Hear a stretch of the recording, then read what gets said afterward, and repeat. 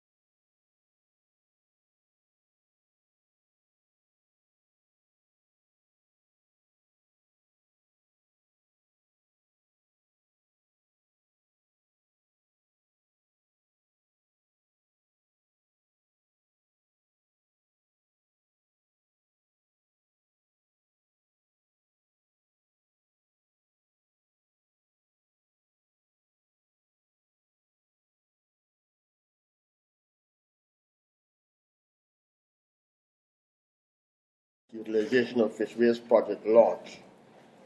At this time, we want to acknowledge the presence of Dr. Shelley Cox, Chief Fisheries Officer, Dr. Yvette Diodi, Fishery and Aquaculture Officer in the Food and Agricultural Organization of the United Nations, FAO. Let me also acknowledge the presence of Catherine Sandiford. She is the project coordinator and, of course, the president of the Western Fishery Association. Want to acknowledge the presence also of staff of the Ministry of Environment and National Beautification, as well as I see some officers from the Ministry of Agriculture and Food Security. Ladies and gentlemen, let me first apologize for the absence of the Minister, Dr. Adrian Ford. He has an emergency in his constituency, but he says as soon as he has completed that assignment, he will try to be here as soon as possible. Right, so without any further ado, let us welcome Dr. Shelley Cox, Chief Fisheries Officer, to deliver the welcome remarks.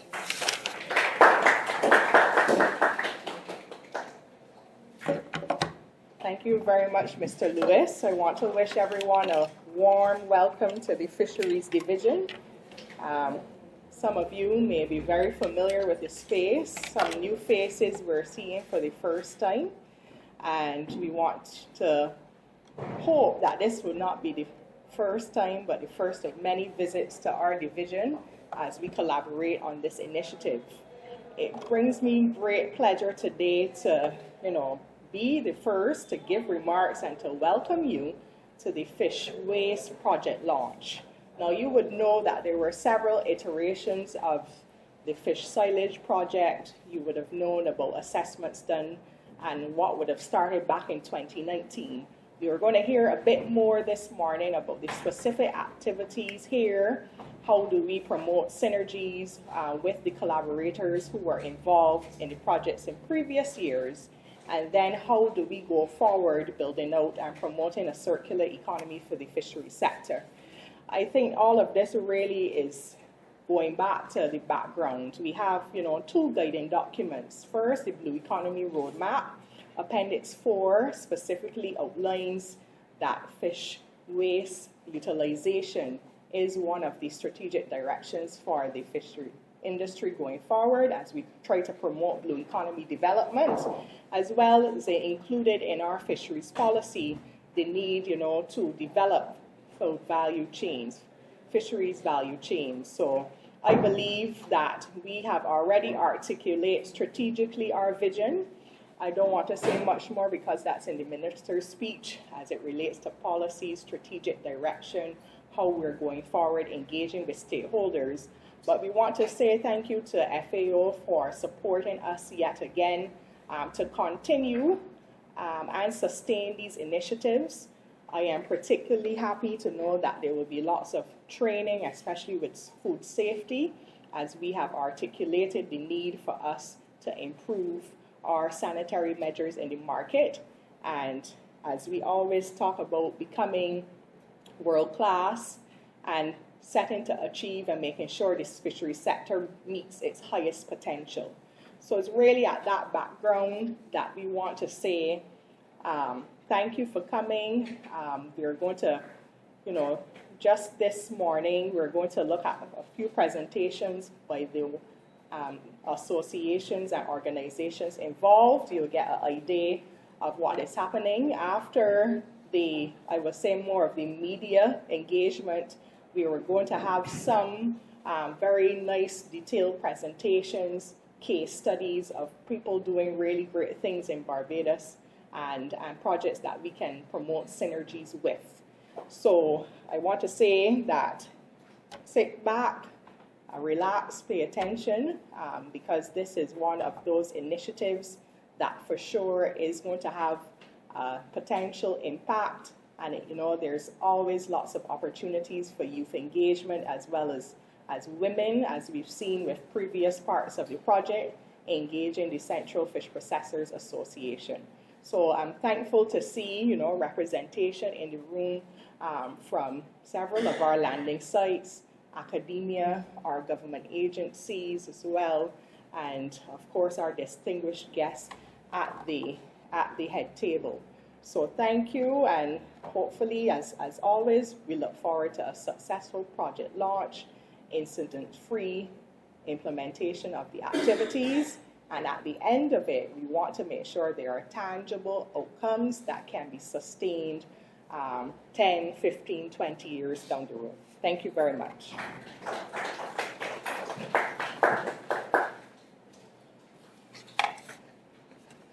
Thank you, Dr.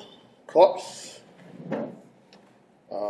As Senior Manager in Fish Markets Division, I too welcome this initiative because, we spend literally hundreds of thousands of dollars per year in hauling sewage and offal and all these kind of things. So if there are initiatives and ways that you can help me cut down my costs, I will be eternally grateful. At this time, I would like to invite the representative from the FAO, Dr. Yvette Diaudi. She is here to assist the program in upscaling of the fish waste utilization. So please welcome Dr. Diaudi. Thank you, Mr. Chairperson. I'm giving this speech on behalf of my colleague, Mr. Juan Pelaez, who is the FAO representative at the interim in Barbados. He is on duty travel, so I will be giving this speech on his behalf. So, Dr. Shelley-Ann Cox, the representative of Honorable Adrian Ford, Minister of the Environment and National Beautification, the Green and Blue Economy, delegate from various ministries. I see here Mr.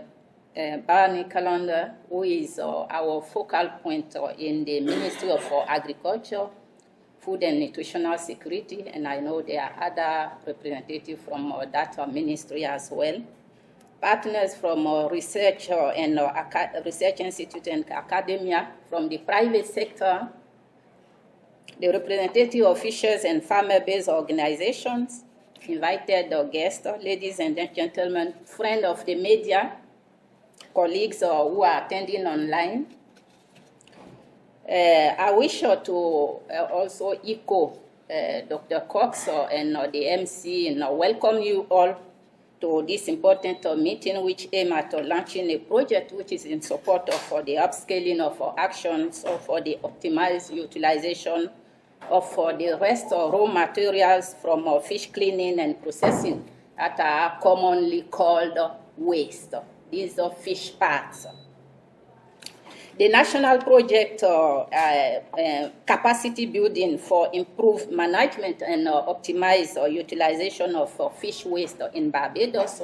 This is the project we are launching currently. Falls under a global project entitled Innovative, Gender Responsive and Transformative Approaches for Inclusive, Resilient and Sustainable Agri-Food Systems. And this project is anchored in the ministry in charge of fisheries, which is the Ministry of Environment and National Beautification, the Green and Blue Economy. I am also pleased to acknowledge and recognize that this is the second time within less than 6 months that I'm standing before you today. After the successful workshop that we had on the 20th and 21st of December to share the finding of a mission which was held here in Barbados and assess the feasibility of establishing a national agribusiness incubation center from existing premises to be upgraded and equipped. So this was in December 20th. The intention of this was to provide incubation program to encourage production of fish silage for animal feed and fertilizer, as well as to provide support services to women and youth agripreneurs. This demonstrates the catalytic effect of the past 2 years of pilot activities that we held within a strong, robust partnership with regional and national partners who are present here. And this involve women fish processors, young farmers who are livestock rearers, but also crop farmers. You will hear about them here. The center, this agribusiness and incubation center, will be established thanks to the global project entitled Enhancing Technical and Innovative Capacity to Accelerate the Transformation of Agri-Food Systems in Small Island Developing States. And this project is financed by the FAO China South-South Corporation. It's a half a million US dollar project which will be anchored in the Ministry of Agriculture, Food and Nutritional Security. So it's a because for this, we are using also a market-led approach. So the user of the feed and fertilizer are farmers, and farmers fall under the Ministry of Agriculture. So that project, which will be launched in 2 months' time, most likely, and we hope that will be held in August. Honorable Indawe will convey another launching for that project. So this is anchored there. But this project that we are currently launching is anchored within the ministry in charge of fisheries, because those are the suppliers, and we want to make them prepared to take advantage of this which is in the air, in terms of optimizing, in terms of monetizing the waste from the fish processing operation. And you will see that the advent of these projects is a result of the ongoing commendable partnership work within a stronger institutional support I wish to underscore here. The Honorable Minister Ford has been the champion in stressing the necessity for proactivity in transforming waste problem to a wealth solution, a wealth opportunity. As you will concur with me, the importance of reducing loss and waste in fish value chain cannot be overstated. The latest data from a study by FAO in collaboration with the Fisheries Division provide this information that 3,140 tons of fish waste annually are produced from the landing site and the various fish processing operations here in Barbados. And most of these are thrown in landfill.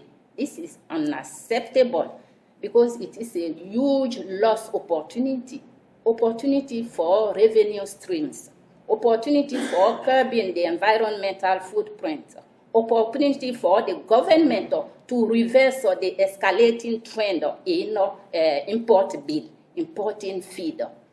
More than 90% of the feed used here on the island, feed and fertilizer, it's imported. So these projects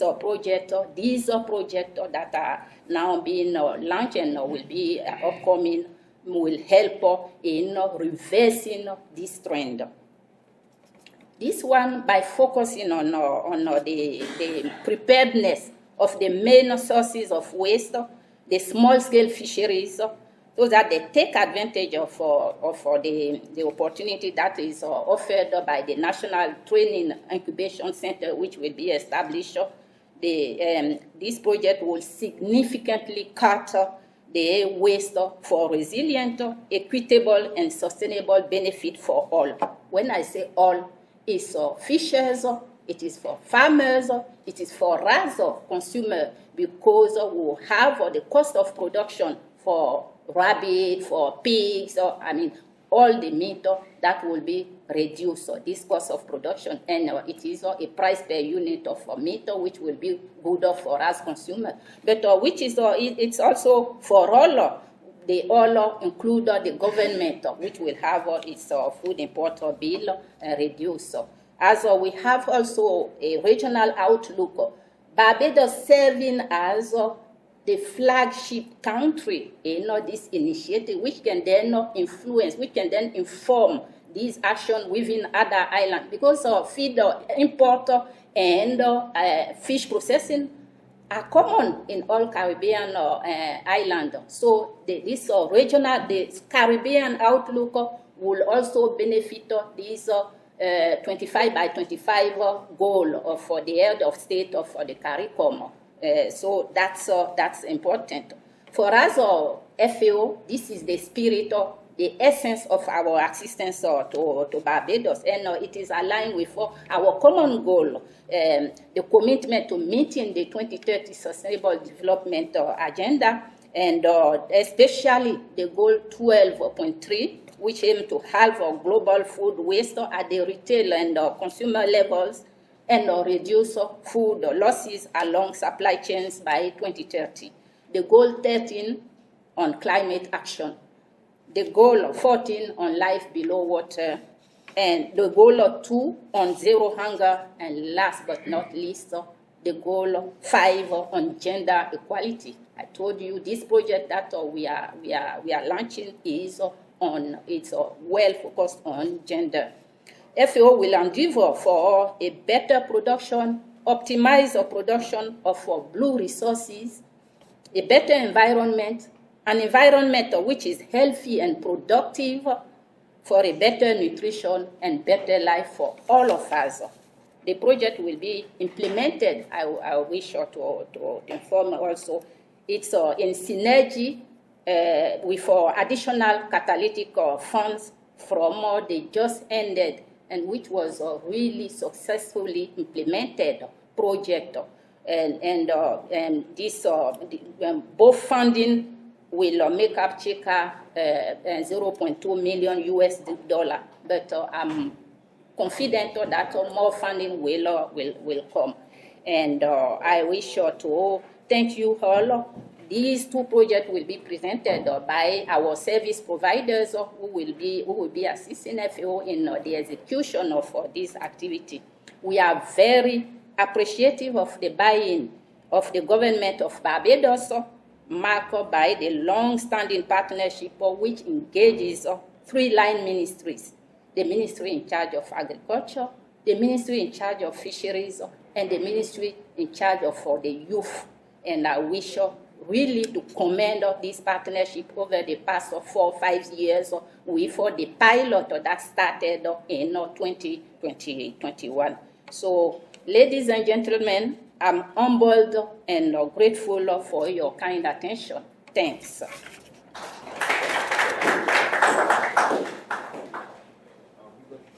All right, so we want to thank Dr. Yvette Diody and FAO Rep for that very enlightening and informative presentation. We are now going to head over to Rome in Barbados, but we're connected to the FAO headquarters in Rome. We are going to speak now with the gender cross-cutting team of the FAO.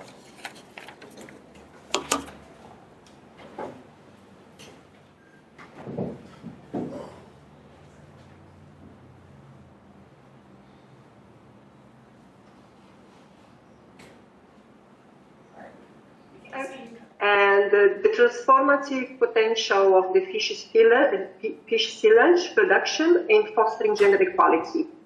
Please let me know if you are hearing me well. Yes. Okay, great.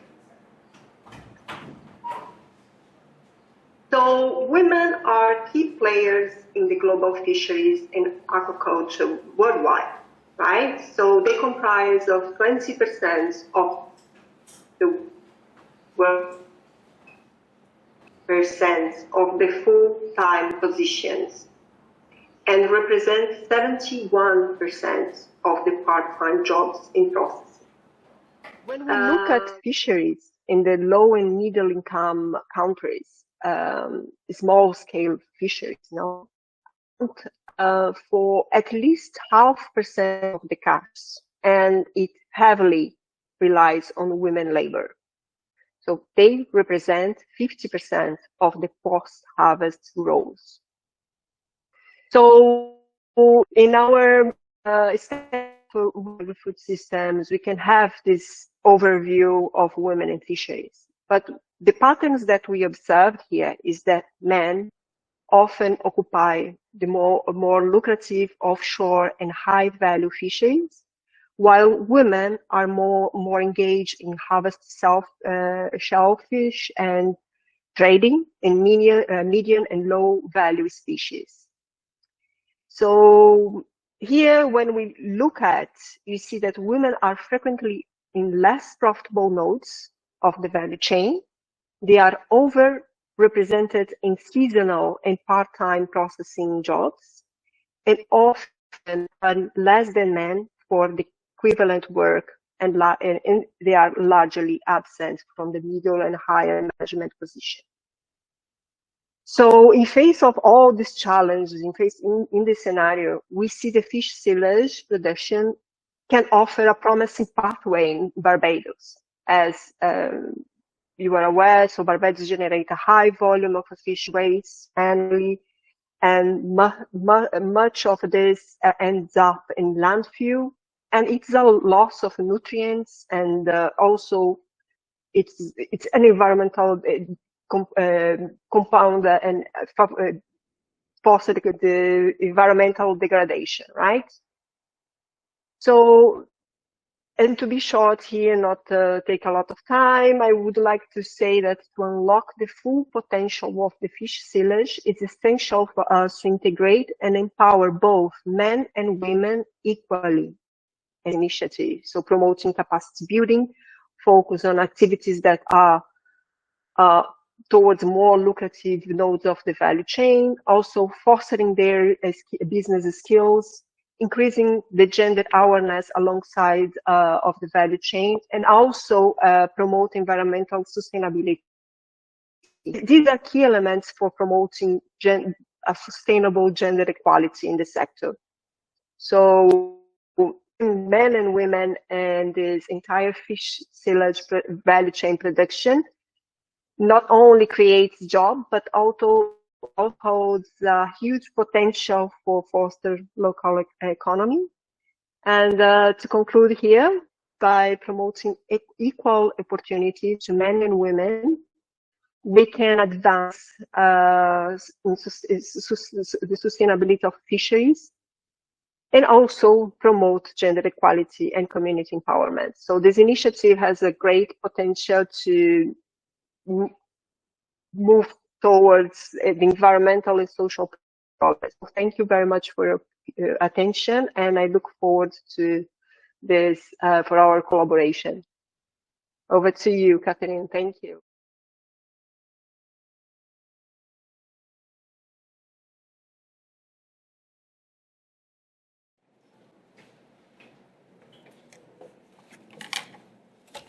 Good morning, everyone, once again, and welcome, Minister Ford.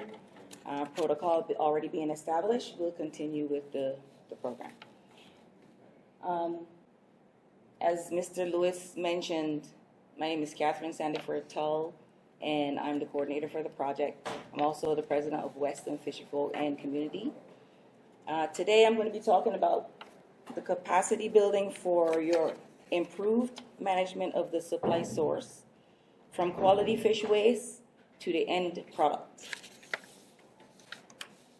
In order to figure out where we're going, it's good to know where we came from or what we already did in the past. So what we know is that the demand for quality fish waste is increasing. It's also proven that fish waste is used to produce valuable end products. The demand for quality fish waste is increasingly outweighing the supply. And to that end, we now need more suppliers with the capacity to manage a successful business. With everything else comes challenges, and we have challenges as well. Some of our challenges include most fisherfolk operate their business on a cash-only basis. The financial resources available to them are limited due to the lack of adequate record keeping. So, of course, that's a challenge that we have to overcome. Fisherfolk are aging without transferring their skills and their wealth to the youth.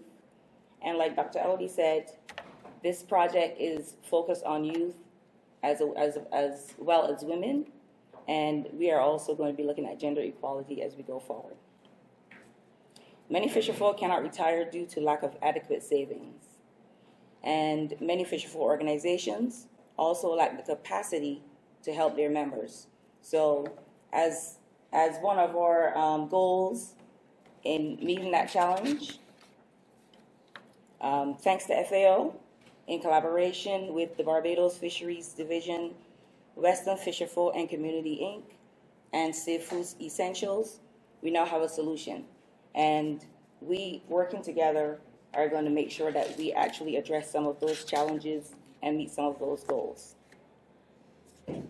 Our solution involves a series of workshops strategically designed to, one, introduce fisherfolk organizations to companies with networks for ongoing support.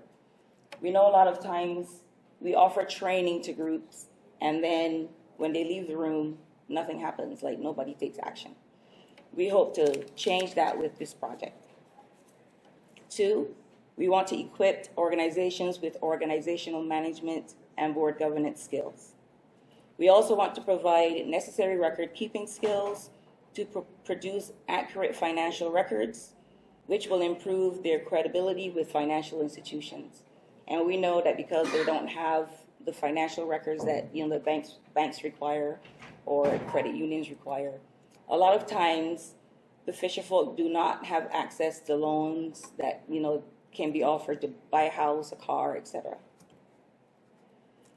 During the workshop and after the workshop ends, we're going to provide one-on-one assistance with business registration, obtaining their TAMIS number, and opening their bank accounts. And we're also going to expose the participants to the many ways that insurance and retirement planning can benefit them and their future generations. I know that having a background in insurance myself, I know that a lot of people do not trust insurance. They don't understand it. So I plan to have an individual meet with those who are interested in learning more about it so that they can understand how it can benefit them.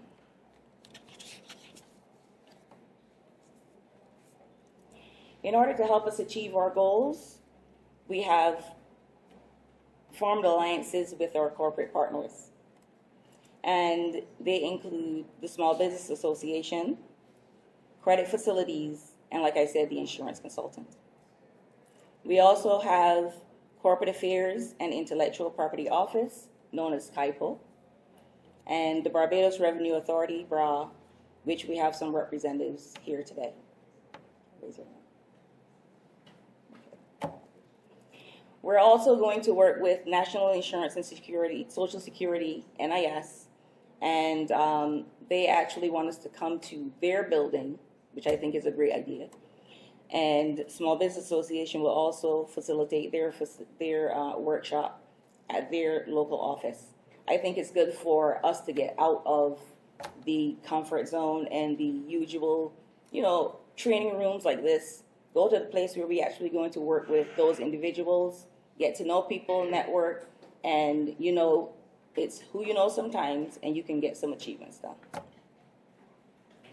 And finally, we're going to work with the Center of Resource Management and Environmental Studies, also known as CERMES. They're associated with the University of the West Indies. And they will be helping us with organizational management and board governance. On behalf of FAO, the Fisheries Division, Western Fisherfolk and Community, Inc., and Safe Food Essentials, we look forward to working with each of you to reach our common goal. If there's anyone interested in learning more about the workshop, the schedule, etc., you can see me today. And I will now ask Pamela Whitehall to come up and give her side of the project that involves the food handling. Thank you.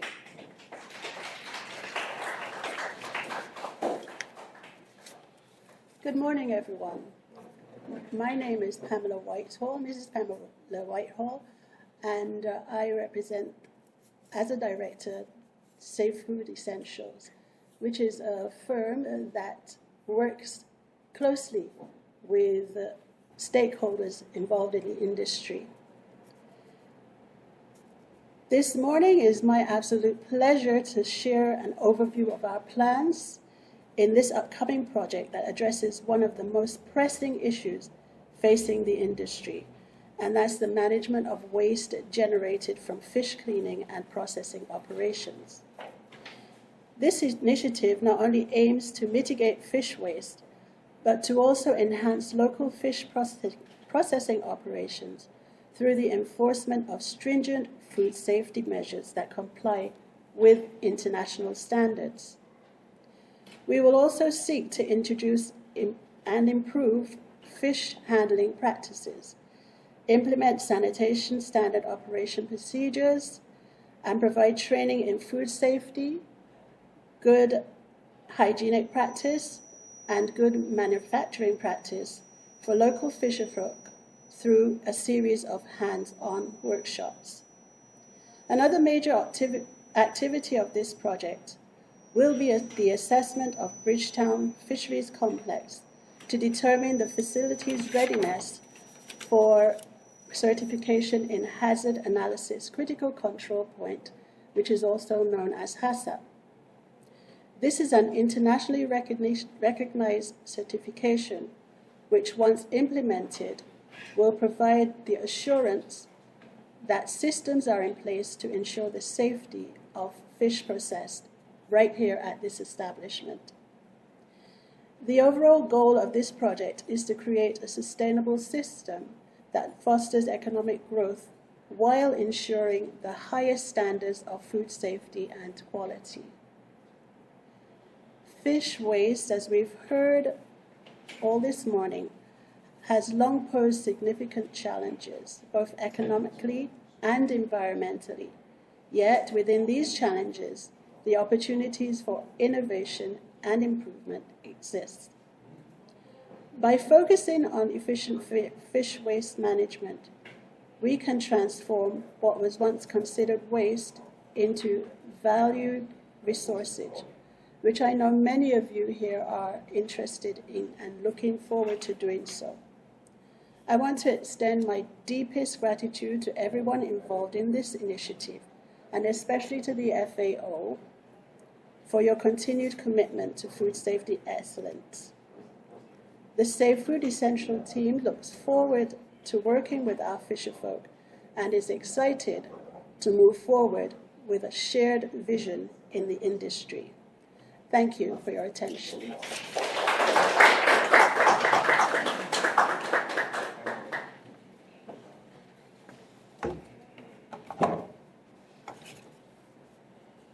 Thank you very much, Pamela Whitehall.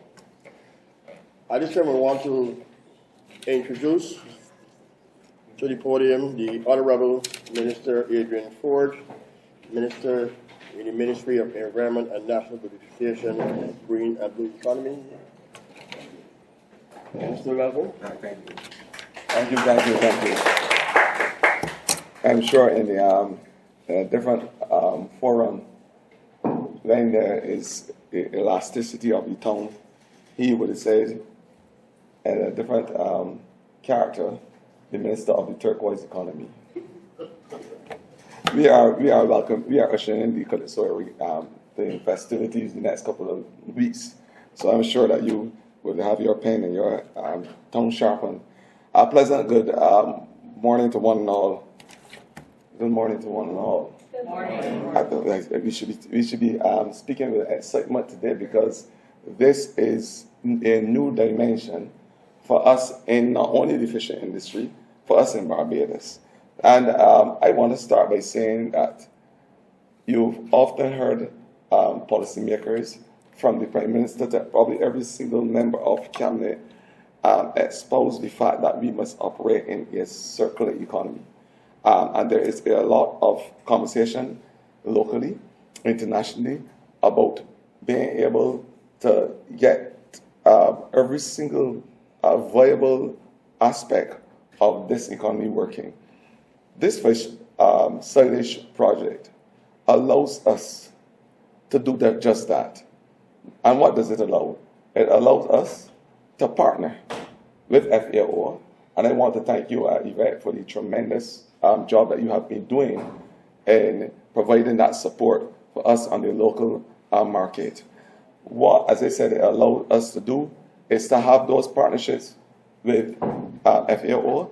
It allows us to have partnerships with the Small Farmers Association. It allows us to have partnerships with other CARICOM associations and agencies so that we can fully utilize this whole concept of circular economy and circular Barbados. It is a known fact, and the research is there to suggest, since 2020, that approximately 5 tons of fish silage end up at the landfill on a daily basis, about 3,500 tons a year. This is a tremendous amount in the whole scheme of things. And we are saying, rather than put this fish offal as part of a landfill component, let us use it for viable income. Let us use it to provide opportunities for the empowerment of women. As part of our Sustainable Development Goal 5, we are speaking about gender equality. And I'm happy today to say that those women, those good women, as part of the Bridgetown Fisheries Processing Unit, that they have now come on board in a meaningful way, where they are using the fish silage to turn not only into fertilizers, but to allow the Small Farmers Association to have it to be as part of their feed stream. A very, very, very noble and good enterprise by our fisher folk in the Barbados Fisheries Processing Unit, interestingly made up of all women. Today I want to salute those women, and I want you to give them a round of applause. There is a saying, and I know Chris would prefer Shelly to say it rather than me, that if you want something said, you call on a man. If you want something done, you call on a woman. Undoubtedly, no reason why I made the call to have Shelly as my Chief Fisheries Officer, and I want to commend her for the wonderful job she has been doing thus far. You can give her a round of applause.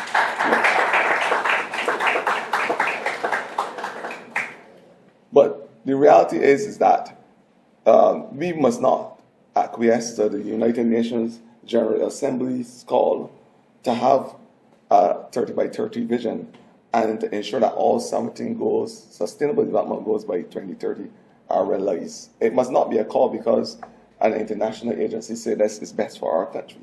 It must be a call because we in Barbados understands the importance of achieving those sustainable development goals. It must be a call because all of we, must understand that it is a Bayesian call.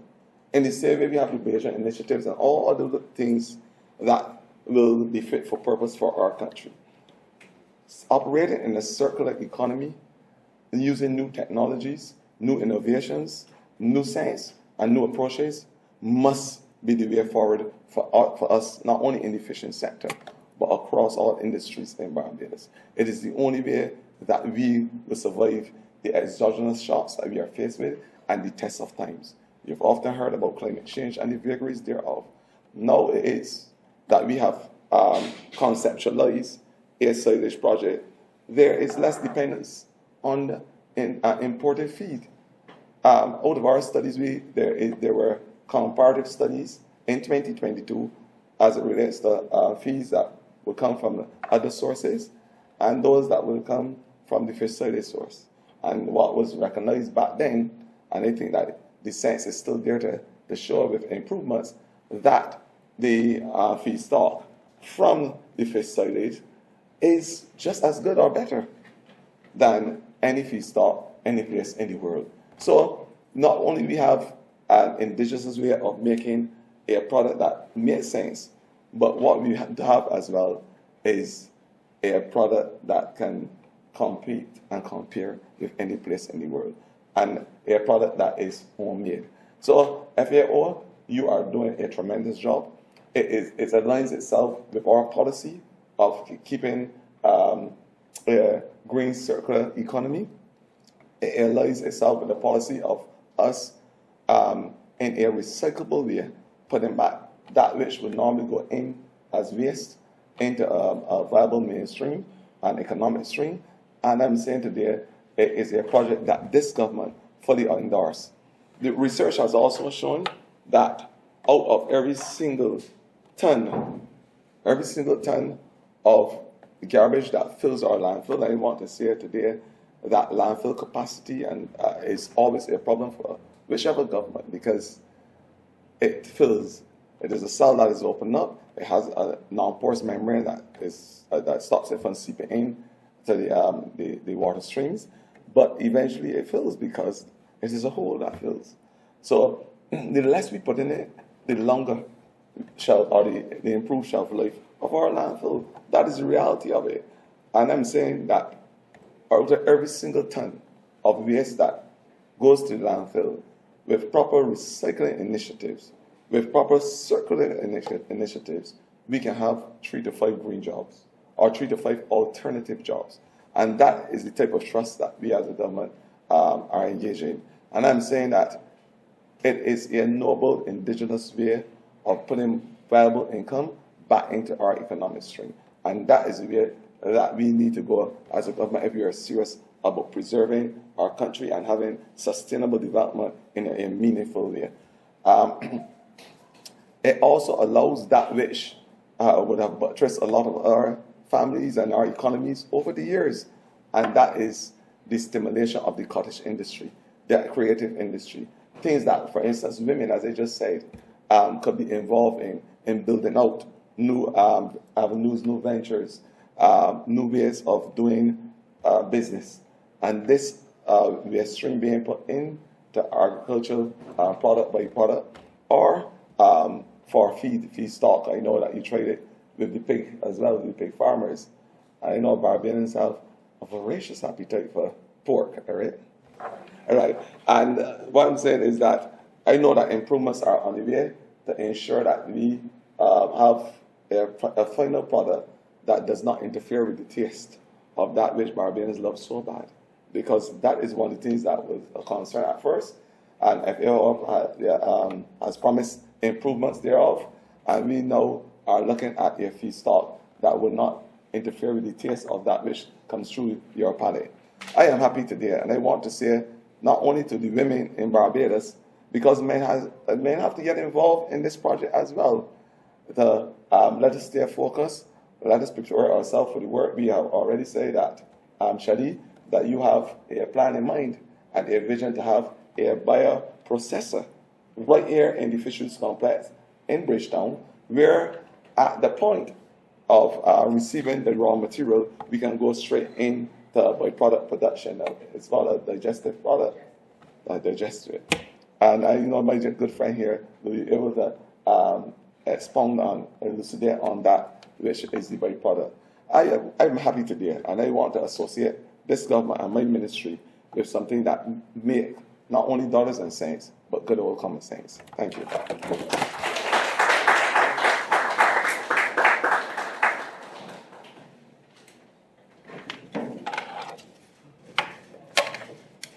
Thank you, Ms. Dr. Yet, but working on that. He always says that he's a pharmacist and he's very close to being a doctor. The Honorable Adrian Ford, Minister in the Ministry of Environment and National Beautification. You heard the passion in his voice. He's very passionate about the green and blue economy. You understand, Minister, that you have to leave shortly? That he has an emergency in his constituency. And But we are alive with a new project today. Yes. And he's currently dealing with that issue.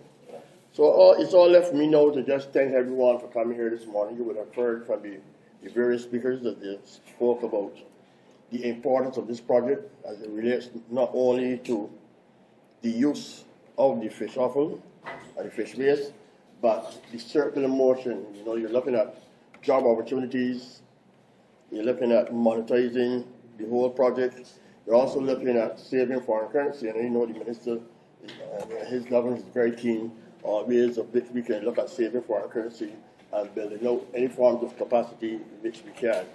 So we're going to take a 20-minute break right now, and then we're going to come back for more on the project. Thank you, everyone.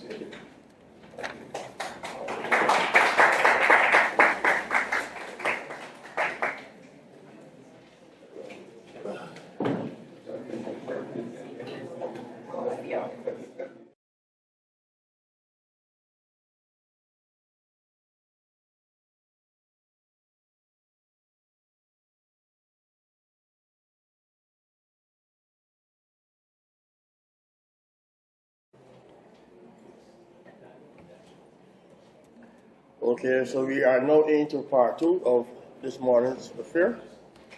We're a little bit behind schedule, we're about half an hour behind schedule, so we're going to try to keep it as tight as possible. So at this time I want to ask Catherine again to return and give us some preliminary results of what they have done so far.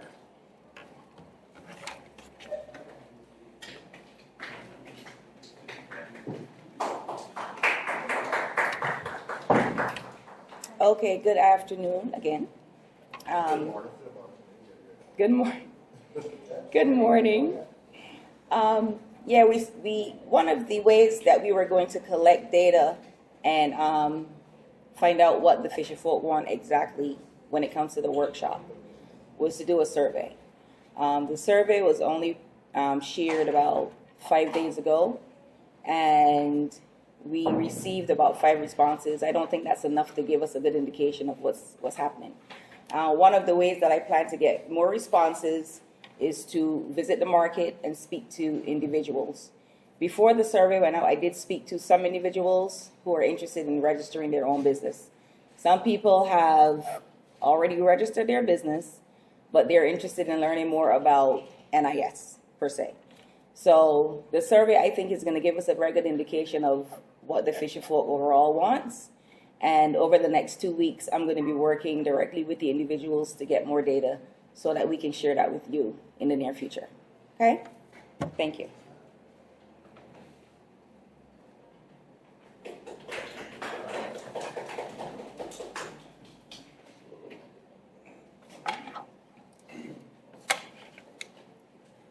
From waste to wealth. I like that. We have a young gentleman here, Matthew Bellamy. Matthew, still here?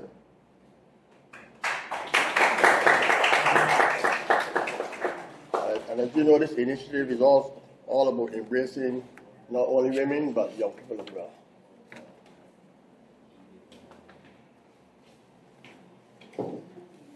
Good morning to everybody. Appreciate the opportunity for coming to share my experience with the fish fertilizer. My name is Matthew Bellamy. I'm a small farmer located at the Ministry of Agriculture, Grandma, or Church. And before I was farming for the past 4 years now. And in my 4 years, I became acquainted with Mr. Ian Smith. He had given me a sample of the fish fertilizer. I do crops, I don't do livestock. So I had experimented with it with a crop of string beans. And I normally get good feedback from my beans. I would say that I planted beans a few times and I know what I was doing. But after using the fish fertilizer, not even realizing that was the difference. I started to get some feedback from customers. I mean, like, for example, a lady had called me, like, she asked me, like, what you do with the beans? You know, I was like, what you mean?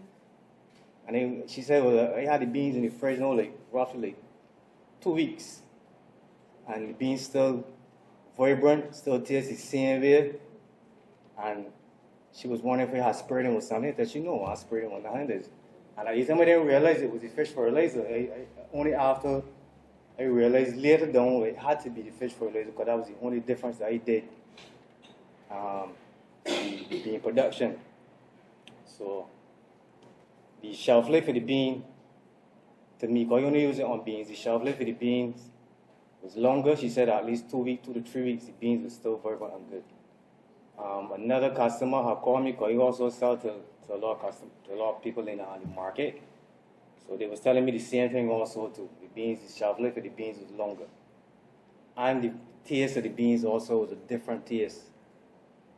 Normally from how I had done them before. The beans had a more healthier, vibrant taste as well too.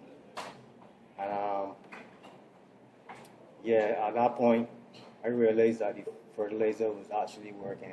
I didn't know. I had put it in the soil and I had left it there for a little while before I had planted those beds. So I actually forgot that I had put it in the soil. But the difference from what I normally do to then was the fish fertilizer. So I know for a fact that the fertilizer was actually working. I appreciate the for letting me speak and my experience on the fish fertilizer. Thanks.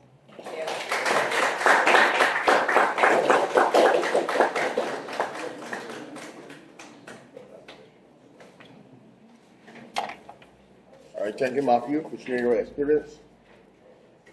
Now I want to invite Mr. Stephen Giddens from Shorelines Inc., and he will speak to the private sector experience in promoting the circular economy. Please welcome Mr. Stephen Giddens.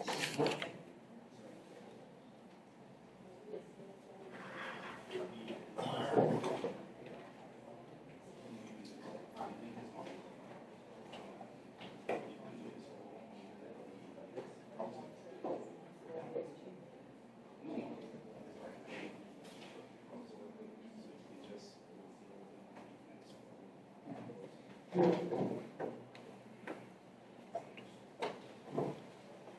morning, all. First of all, I would like to thank the organizers for inviting Shoreline so that you'll be able to get a window into what we've been doing for the last few years, and specifically have an idea of what we are doing with the bioprocessor. Shelly, can you put it in share slideshow, please? Yeah. All right, thanks. Okay. So, next slide. So basically, our journey has been very environmental conscious. So 12 years ago, if you click, we put 100 panels on our building. And what that did is not only did it reduce our cost by 25%, but we also avoided, as the term is used, 335 tons of CO2 throughout that period. We continued with our journey, and you will see the tank here, this one, that's connected to the roof. We started to recycle water, and that water is used to wash our vans, our delivery vans. And then we also recycle our cardboard, or plastic, or glass. So we have been very much involved in sustainability ventures. So one of the major, as we are fish and meat processor, so one of the major wastes that we have will be our fish waste. And for years, our directors have been looking at a sustainable way of disposing of our fish waste. And as is well known, documented, you put fish waste in landfill, it produces methane gas, and it's harmful to the environment. So not a good way of disposal. We just heard the minister saying that, how the landfill is becoming full and crowded. So hopefully our small venture will stop that from our end. So there were many different options, and we decided to go the aerobic way. And why we did that basically is so that we don't have the harmful emissions, and generally anaerobic systems will give you methane, which then means that what do you do with the methane? Do you vent it in the air? You're not achieving anything when you do that. But the problem is then the capital investment to collect the methane, compress it, and store it. So we found a viable way, an aerobic way to deal with the fish waste. So this is the bioprocessor. We partnered with PRM Waste Systems in the UK, and basically it's a very innovative way. What we do is we load the fish waste into the bioprocessor, and then there's a cocktail of bacteria that produces enzymes. And the enzymes is actually what degrades or digests the fish. And basically it's very automated, and it can be monitored remotely. This was installed in March, late March, and shortly after that I was in Trinidad for Easter. So I was able to log in and direct the activities. I was able to control various things, temperature, agitation. I could even discharge it. If you go to the browser now, because I don't think that website is working, if you go to the Edge,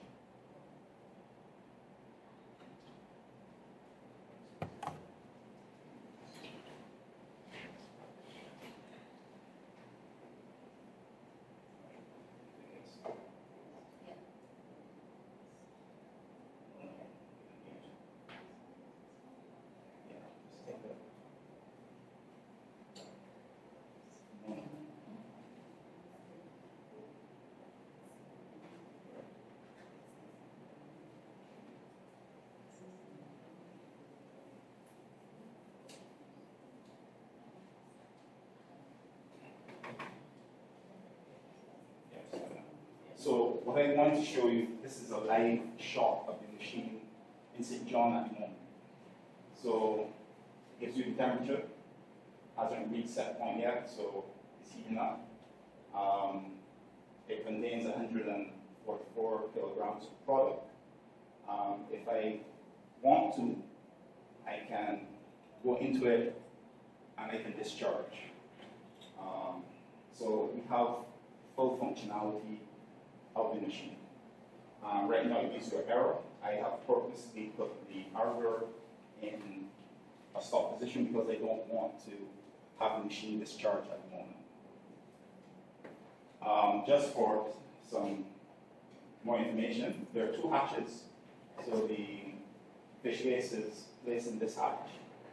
This is the second hatch, and what happens is that all the waste is conveyed to the second hatch. And this is the hatch where the material is discharged. And it happens, you can discharge after 12, 14 hours.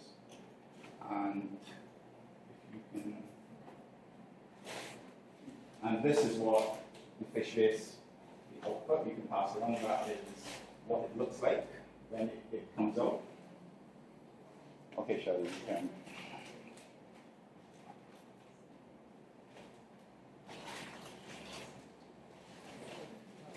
Yeah, that's like.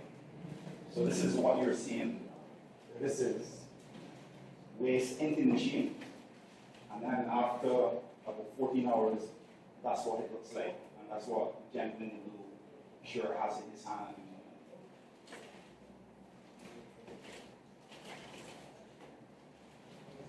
So one of the things that we did is we wanted to verify the chemical and the biological composition of this product. We expected that it would be very high in proteins. I don't know how clear you can see this, but the protein levels are 70%. Fats are almost 16%. And it's very high in calcium, sodium, potassium. So really and truly, it's a product that has not only high fats and proteins, but it's also mineral rich. What do you use it for? Pardon me? What do you use it for? So what we are doing, on this next slide, we'll start to explain it. So what we have started to do is sell it in its current state to farmers. We have sold it to a number of pig farmers at the moment, and we've sold it to some chicken farmers. So the feedback that we have gotten from the pig farmers is that, I don't know if we call it the coat or the skin of the pig, but it is extremely shiny. In that granular form? Or yes, in that granular form. Pigs eat anything, so that's... Correct. I also got a comment yesterday from a chicken farmer. And what he's saying is that it seems to have delayed the molting process. I don't know much about this, but what he's saying that when chickens molt, they don't produce eggs. And his chickens have not, since he's been feeding it on this, they have not molted yet, and he's getting higher egg production. And one of the things that we're looking at is that I think we accept that it is a product that is nutritious. We can probably use it not only in animal feed but as a fertilizer, but we need to do more product development. So in other words, the gentleman with the beans, who was just up here, we would like to tell him, well, yes, this is good for your beans, but this is how the proportion that you mix it in. It's 7% proteins, and from what I understand, that would be economic. It has an economic waste if you give such high protein levels to one animal or to. So we need to find ways to develop rations and to dilute it. So we have a lot of case studies. So what I would want to say is that we have partnered with PRM Waste Systems. So we are in Barbados. We are in Barbados and the region. We are the agent for the bioprocessor. And we have a lot of case studies. Barbados is a tourist country, so it could be used in hotels. Hotels have a lot of food waste. So if hotels adopt it and they use it, they then have an output that is rich in nutrients that they can put back in their gardens. So that is something. Hotels, we have all these studies. Hatcheries, they've used it quite a bit in hatcheries. And at the moment, one of the main things is just the reuse in soil and enriched soil.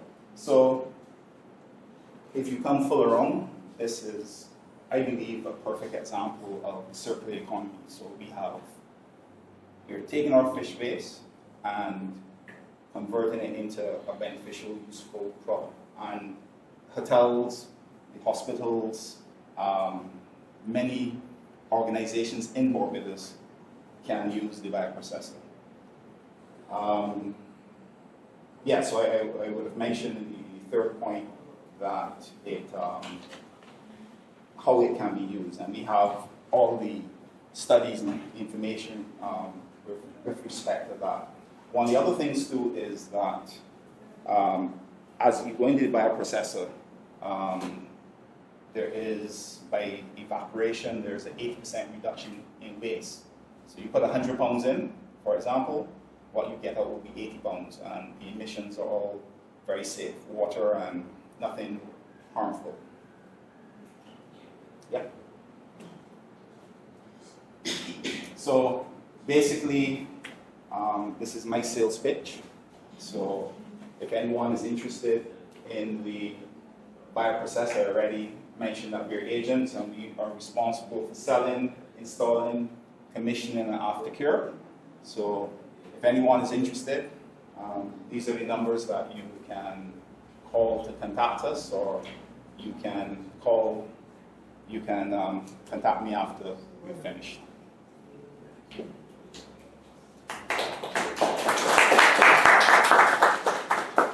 Which model do you have in St. John? We have the 500 model. So What do you cost? I knew I would get that. So You can share it, you have. I would share it now. So there are three models.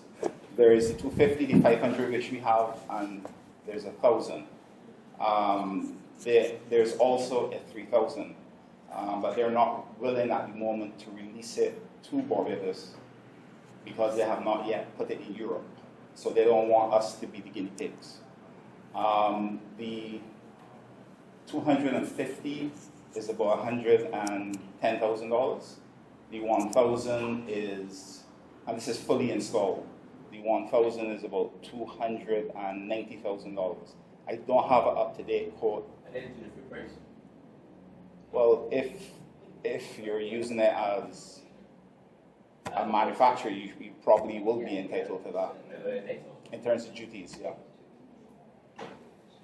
Good morning. So when Morning. you were speaking, you said the waste is transferred from one side of the hatch. You said it's conveyed to the other side.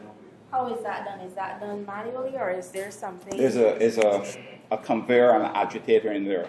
So what happens is that it naturally flows to the second compartment.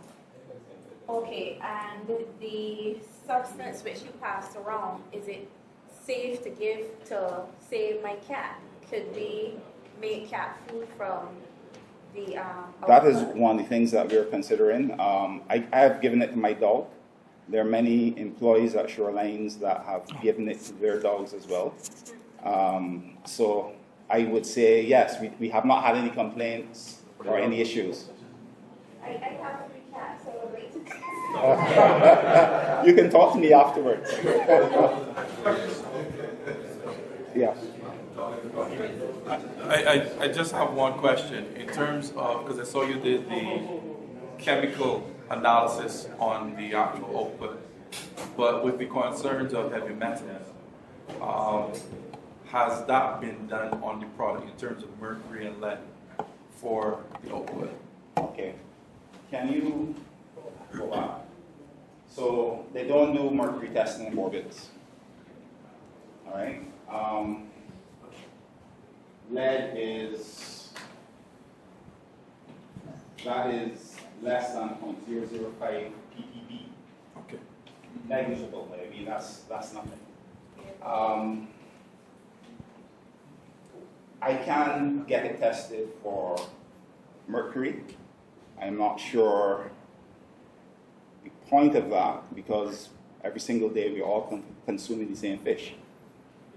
No, I agree. But for due diligence, yes. Yeah, that is something that we can that's do. a concern too with seaweed as well, right? And not putting it as fertilizer into the actual ground. So one of the things I missed in the presentation is, and I had it there, I don't know if you saw it, with our discussions, it should be able to degrade sargassum, but with much more processing. Obviously washing to get rid of the salt, because it will, although the vessel is a stainless steel vessel, with the heat and salt, it will kill it in no time. Corrosion. And in terms of the heavy metals, I don't know, some kind of chelating agent or something, I don't know what will be done, but obviously you would need some kind of primary processing first before you are able to put it in there. Okay, my question, after you've loaded your processor and the material goes from one chamber to the next, can you reload the first chamber at that point, or you have to let the full process go before you reload? Right, so at the moment I am loading the machine a little bit more than is recommended, because I want to see where it can go. So we are easily able to load about 250 kilograms of product. However, part of the process is like the fermentation, to put it that way. So when we discharge, we have to leave some of the substrate back, and that continues to inoculate and batch the process forward. So the answer to your question is, ideally we want to load 3 times a day to get to about 240 kilograms, and then 15 hours later we discharge X amount, and then some is left, and then we can recharge to say 240, 250 kilograms. Good morning.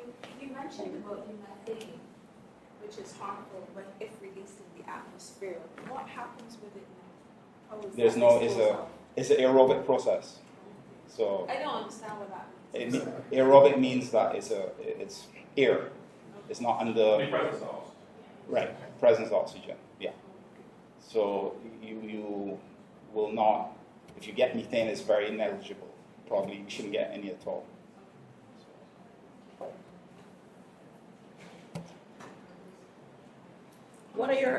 What are your sources of fish waste right now? So whatever fish we bring in from our facility, so we process the fish, we cut it in terms of what, if you're a customer, what you want. Do you want half-inch steak? Do you want 3/4 inch steak? So we cut it, so whatever we don't use will be fish waste that we can put into the bioprocessor. Right. Are you using any external sources outside of your company? No. Okay, so with, say, Food Essentials, we're going to have about 2 days of fish waste training, and then a few days after that, and then monitor how they're doing and stuff. So the waste that we create right here in Bridgetown, is that waste that we can bring to shorelines? You could bring it to shorelines. I mean, the machine has the capacity, but right now, what would be the purpose of bringing it to shorelines? Just trying to understand what you're trying to achieve. Well, it will be training. So we'll be generating fish waste. Mm-hmm. But instead of throwing it in the landfill, like we said, we can put it to use somewhere. So let me put it in a different way. Our vision is to buy the 1000 machine. Simply because the that machine cannot process all of our waste at the moment. The 500 that you have. The 500 that we have. So we need the 1,000. So What the capacity there? okay, just a minute. So unfortunately, we can't take anyone else's waste. If it's an exercise that you want to see, perhaps, but you can see, because our waste is going to be very similar to your waste, I believe. So you're free to come and have a look at the machine and see it loading, see it discharging. We are all for that. Right, and this is only for the training portion.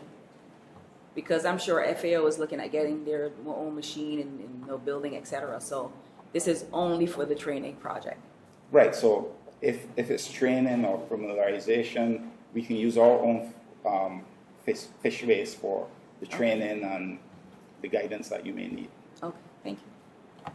Yeah, my intervention, you didn't know what she said. Just to understand, I heard from you the vision is to transform all your waste, which means up to 1,000. That's great. Now, beyond that, because if we see a really booming business for fish feed and fish or fertilizer here on the island, which means there is a need to increase. And we know that the waste from Bridgetown Fisheries Complex, that's the largest source of waste on the island, more than 80% of the waste. So your volume of waste is really minimal to make a significant difference. Is there any perspective, any plan to then doing business, not just training purpose, but increasing the volume of your business, getting the waste or the quality waste from this largest supply side of the Well, value I think to answer your question, we are now at the product development stage because I think we have a product that can sell. Is the product in its current state attractive, or can we do more with it? Like I said earlier, we need to advise farmers if they're going to use it as a fertilizer, what will be the dosing rate? Same thing with farmers, is 70% protein, we need to advise farmers on food rations, how to mix it, what to give them. So I think before we go to a state where we are producing, these things have to be solved. But certainly we are willing and we will be happy to form strategic alliances with whoever. The issue is, part of the issue, you don't want to have all of this production and all of this substrate, and then you have no outlet for it. How do you sell the product to farmers, or if FAO is interested in, and it's a mold, how do you sell that? We sell it at the moment at $1 a pound. Yeah.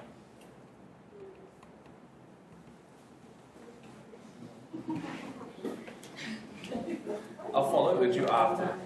Okay. Any contacts I export, because we were then discussing with Shelley to purchase one.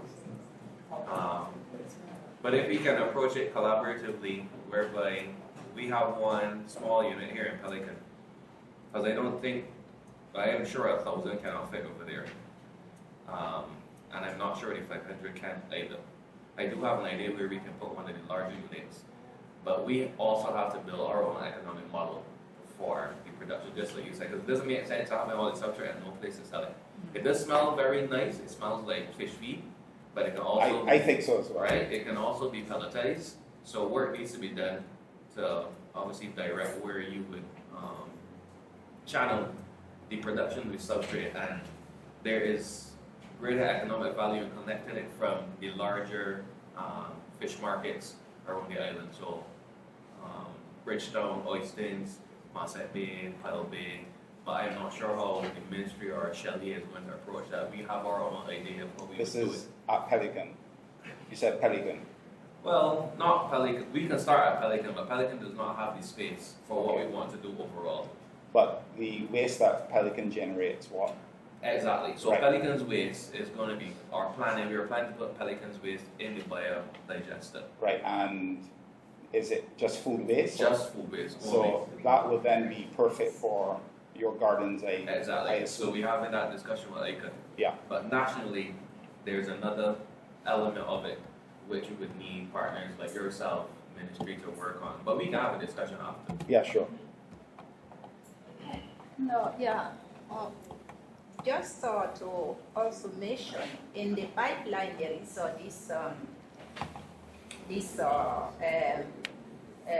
cost of production and a business model that you're referring to, that FAO is willing to fund, and it will start, I think, very soon, will be implemented by the Caribbean Regional Fisheries Mechanism, CRFM, to help in really fine-tuning all these assumptions and these data that are missing in terms of business model, market analysis and all. So I think that's when this will start, that will be an opportunity to link up and get the relevant information that will inform the investment and what you're referring to. That's really good. Just how I also see, I realized this morning the importance of that study, which will be launched by CRFM under FAO funding. I happen to know that the molasses that we use and from our cost of production for the past 2 years was the most cost effective compared to the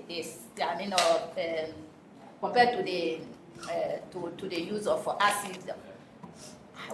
Since the industry was sold by the government, then the price of the molasses has gone up. So perhaps that cost of production will be highly influenced, or the data will be influenced by these changes in the process. So that's something to watch out and see what will then come. Yeah, thanks. All right, well, thank you guys.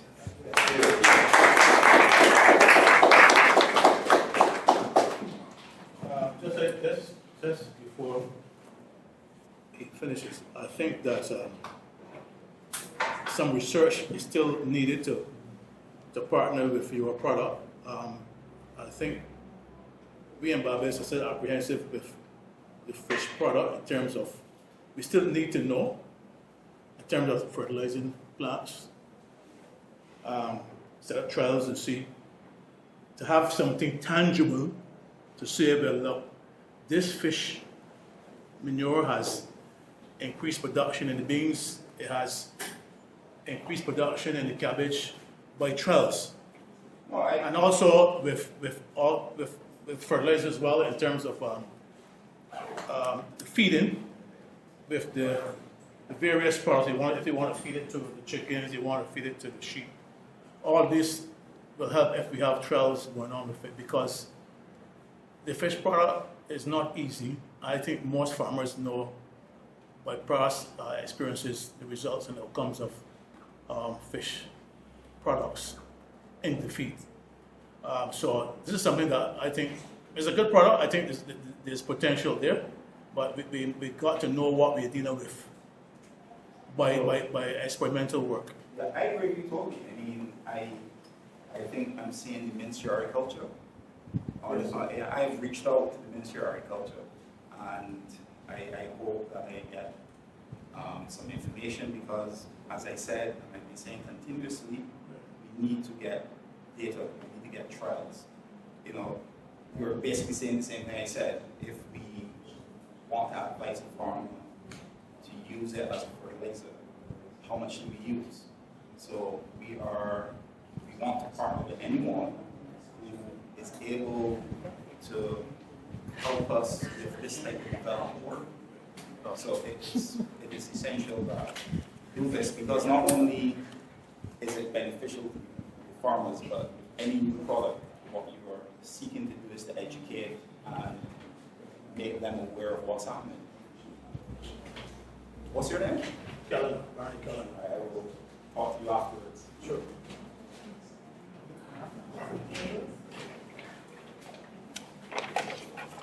All right, so we want to thank Mr. Stephen Giddens from Shorelines for his very enlightening presentation. And of course, we have Mr. Barney Calendar from the Ministry of Agriculture. I'm sure that you all can sit down afterward and see how best it's going to go forward. Because I remember when it was the Ministry of Agriculture like 7 years ago, there was talk about doing this here a long time ago. So it is good to see now it's starting to bear some level of fruit. Now we are moving from waste to health. The wound healing properties of fisheries byproducts. Very interesting. I want to invite Dr. Kirk Douglas from the Center for Biosecurity Studies at the University of the West Indies. Please welcome Dr. Kirk Douglas.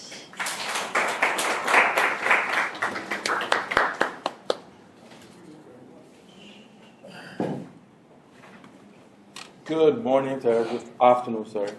I also wanted to make a plug for my colleague at UWI, Dr. Michelle Singh. So those trials is CAGRI, Center for Agricultural Research and Innovation.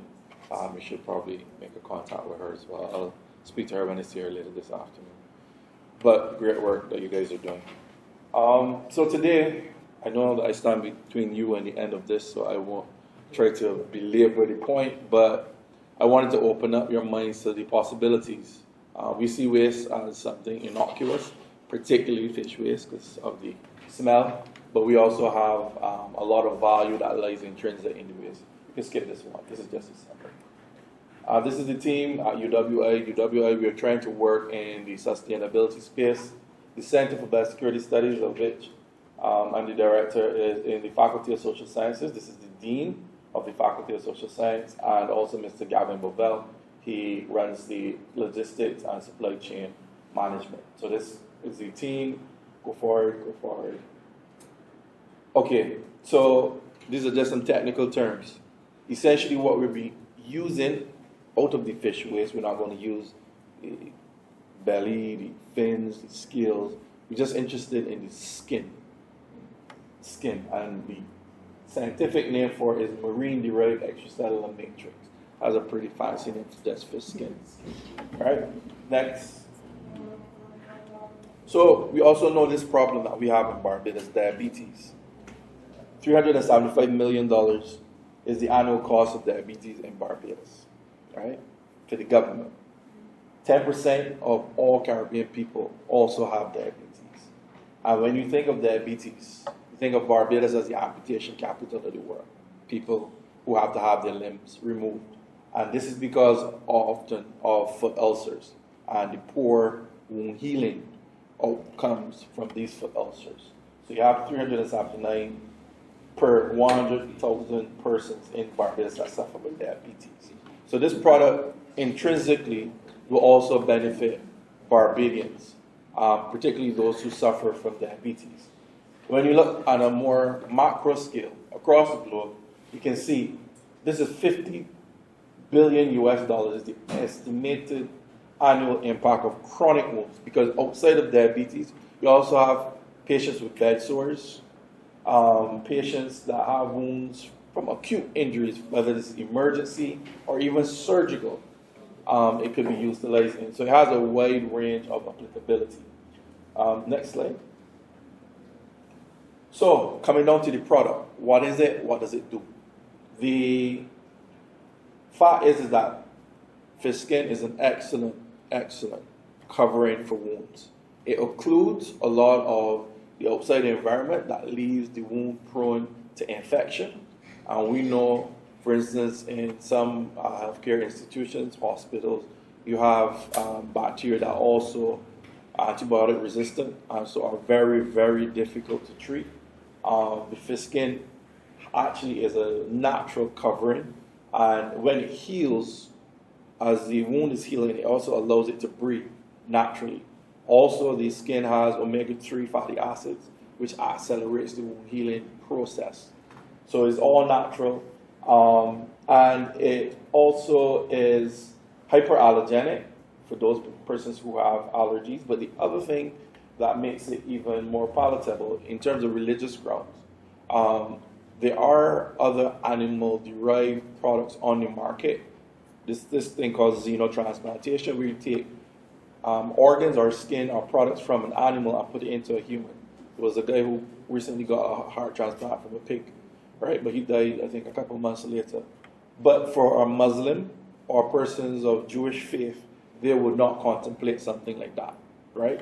But with fish, it would be something that would be palatable for those. So religious grounds doesn't occlude this. So next slide.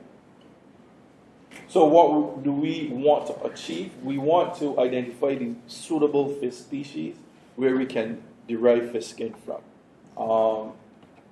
From what we have had in preliminary talks, mahi-mahi is probably the one, and swordfish. The reason why we have flying fish is not that we want to take flying fish out of the mouths of Barbadians, but it will be interesting just to see what the properties of the Bajan flying fish in this particular instance, if it has any competitive advantage over the others. So we are trying to develop the final prototype. This is going to be entered into this year's version for the innovation competition on campus. We will see what the outcome will be. Next slide. So this is the target audience. We're looking for hospitals, government, surgical centers, for those who like nips and tucks. This will also be something helpful. Medical device distributors, and also for the military when you have those conflicts. So next slide. This is the market currently, and this is showing you what is projected for 2020. It is about almost $30 billion US in terms of the market. So like I said, it's a wide range from burns. We actually had one of our team members.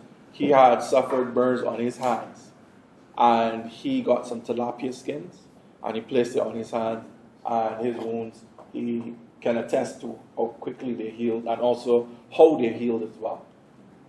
Next slide. So how would we take this skin, and where would we go with it? So you're going to have an intact fish skin. So you have to harvest it. And so that's where it is critical that you identify the source of it and whoever is handling it, and then what happens after the waste. So it can't be fish skin that you take off and just throw on the ground, because it's going to become a medical device. So there has to be a chain of care and a whole chain as well that goes along with it. So there will have to be augmentation of the processing of the waste to accommodate something like this. Then it has to go through this pretty decellularization, fish sterilization, because it has to be a sterile product. You're not going to go into operation theater with something that's full of bacteria. Next.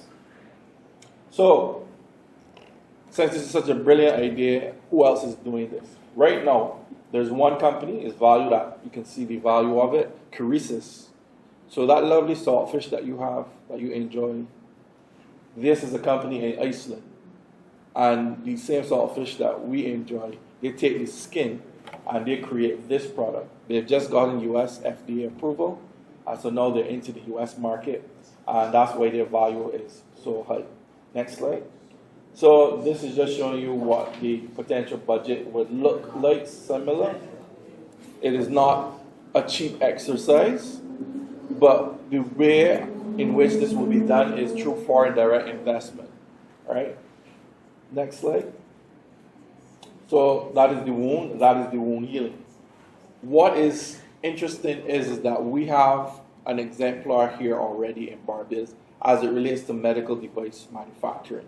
I don't know if anyone has heard of Lenstech, but Lenstech has been operating for almost close to 30 years. I worked with them for 17 years. I was part of their proposal to get FDA approval, FDA registration. Now they're FDA registered. So I do have some experience in medical device manufacture. Why this suits also Barbados in terms of the international business is that what we lack in terms of scale and being able to produce and manufacture on scale, if you have a high value commodity or product, that's how it sells, and that's why Lenstech has been so successful here in Barbados for the last 30 years. I wouldn't tell you what the price of one of the lenses are, but let's just say it can cover a lot. So that is the type of model, economic model and international business model that you would like to have in Barbados. So I think this would redound to the benefit of all and sundry. It would create jobs, specialized, highly specialized jobs, so that all the persons that are coming out of UE who are now looking for a job and don't know where to go, they would actually have an option to pursue their line of studies and also make a career. So thank you guys very much for being so attentive.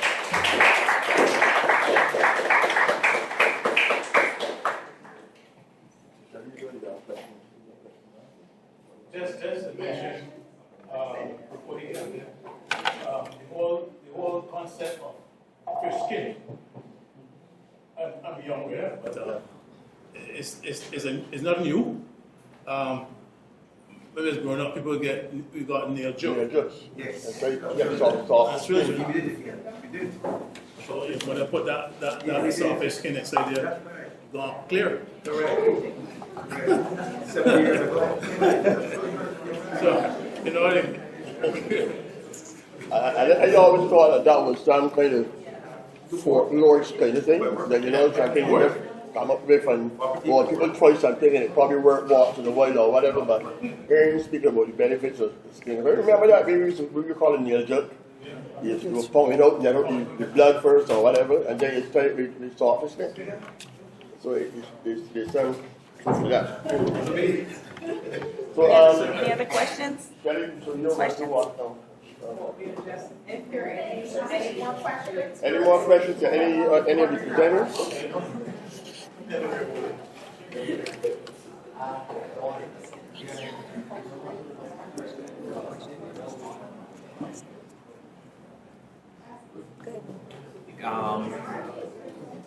Kurt, that is fantastic work and insight. I think it can augment well with some stuff that we have in the oceans that I was talking to you about, but I don't want anyone in the room to discard the value of citizen science.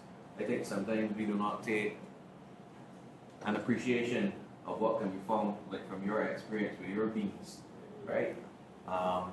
It may be viewed as less credible than a scientific exercise, but citizen science actually contributes quite robustly to scientific research that will come out of Surinese or you or these other places. So encourage efforts like yourself or what Kurt is doing, or anybody else in the room that is pursuing these type of ventures, because there's value in it. I'm very keen to dialogue with my colleague there in the front of the room when we finish. Because there's a lot of food waste that is generated from Pelican. I had a discussion with my mother this morning about 100 bananas that she threw away. So I think we really need to approach not just the fish waste, but food waste in general, especially with the cost of food today. And that's my last contribution.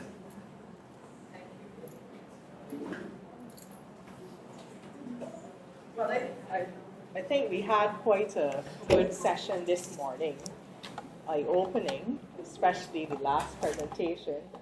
I had been up to see the bioprocessor at Shorelines, and it was a wow moment for me, because I still can't believe it's only 10 to 12 hours that it takes to get to that product. So, and I think it's the value too of private sector stepping up to the plate to find solutions to their problems, and how we as a ministry can partner with private sector to encourage these types of initiatives.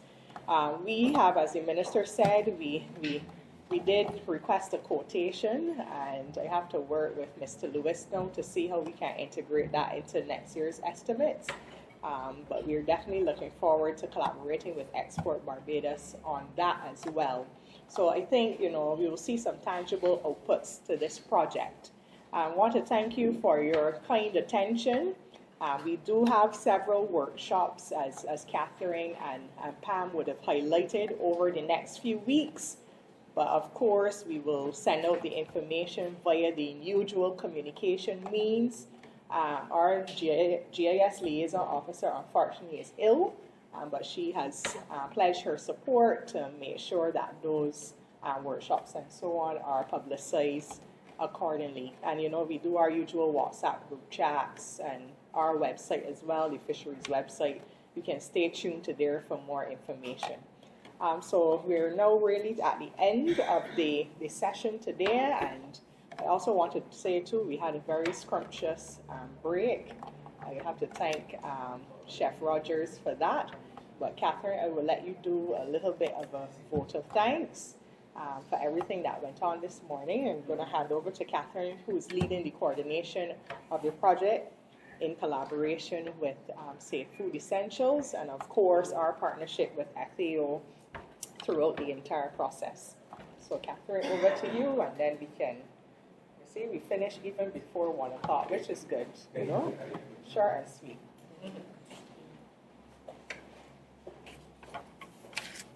Well, we are at the end. I want to take this opportunity to thank again FAO for funding this project. I want to thank all of our corporate partners, and I also want to thank their food processors, their young farmers, and previous project managers that have all been part of this project. We have Ms. Vernell Nichols, who's the president of Central Food Processors, and when Minister Ford mentioned the group of women that took a critical role in the pilot project, in the silage project, here we're talking about Ms. Nichols' group. So, thank you.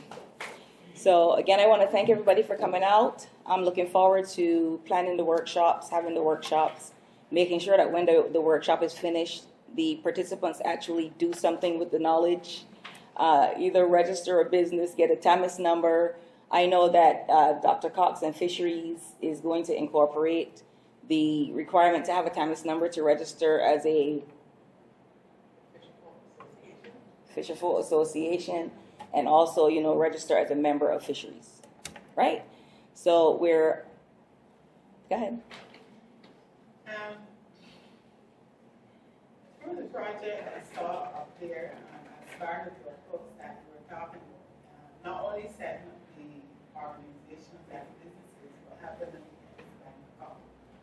So with the project, we actually having the persons, or after the setting up the company, after registering, everybody did the bank itself, because even for myself, I like to get our organization registered at the bank in order to, obviously, not to browse to start with. So I just am hoping that they're being helped directly through to get in the bank account, you know, and not having to struggle with that on their own. Right. So part of the one-on-one assistance will take them straight through the process of opening their bank account. It's not an easy, straightforward process. If you want to be on a board of an organization, you have to have a TAMIS number. And a lot of fisher folk do not have TAMIS numbers. So in order to register with KIPO, you need to register your directors. But then when you get that certificate of incorporation and take it to BRA, BRA is going to ask for every last one of those TAMIS numbers for the directors. So you don't want to get started with KIPO if you can't make it through the entire process to the bank, because the bank is going to ask for the certificate of incorporation and your direct list of directors, your verification of address, and that's what you're going to need to get to the bank. So if you don't want to get stuck in the middle, you need to have everything in order before you go to KIPO, right? But by the time you go to KIPO, make it through BRA, you will have everything you need to get your bank account open. And I will assist with that. So we'll have the workshop. Most of the workshops are going to be between July and August. And after the workshop, we'll work individually with people. This is a 6-month project. So I'll be involved with the project for 6 months. Okay? Oh, and I want to thank y'all for coming. We have food outside.